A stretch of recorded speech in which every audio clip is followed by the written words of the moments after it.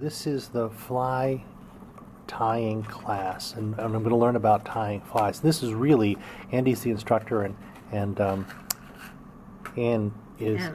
is the other participant. And really, this is the ultimate comparison of the difference between a bait and a lure, right? Bait is they smell, and a lure is they see. Is that right? For the most part, yes. Bait usually implies that it's alive, and there's something attracting that's natural, whether it's smell or whatever. Orvis number 8 hook into the vise. You don't hit the barb, and you don't have it on the bottom. You have it so you can work here this way like that. You want it just behind. This is called the bobbin, and it holds the thread which you use to tie. There's a raised thumb rest there, and it just sits in your hand like this. And you can pull the thread out by wrapping it around like that. So the thread gets wrapped around like this. Mm-hmm. You can see why you'd want the tension on that hook. Sure.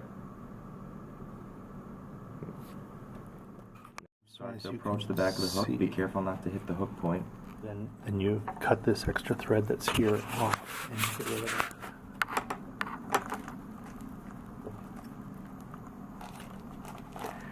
it. Now you're at your base down, you're ready to rock and roll for the next thing. From a rooster, and it's called a marabou, but not to be confused with a hackle, which is a different kind of feather. We're going to use this as the base. Right now, The macro lens doesn't look like it would fool any kind of a fish right now, but we're not done either. Sure.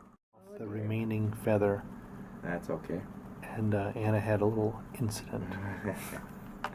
These little sections of string are called crystal flash. They have the reflective characteristic that we want for the tail. So flash is attached to the hook, and it provides that, hey, look at me, I'm special to those, that feather. Like a feather wasn't good enough. Particular feather is called a hackle. It's what kind of a hackle? A saddle hackle. If you can imagine a turkey that had a saddle on it, these hackles would be under that saddle. And not a turkey, a chicken, a rooster, in fact. So that's going to be for our next part, hackle feathers. So then you tie the chenille, that's this piece right here, tie the chenille core down after you've cleaned the chenille out of the part, and then eventually this is all going to move up that way, I think.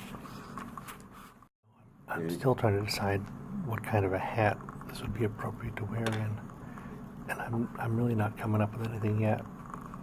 So this fly is known as a woolly bugger. It is the rite of passage.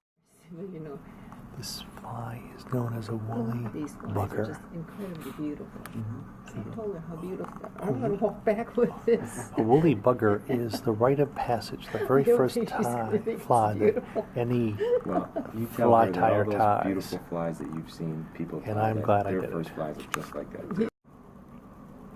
So this is my Sort of fly. belief of mine It's is done. that flies need movement. I did my first tied fly. Some flies are just too stiff.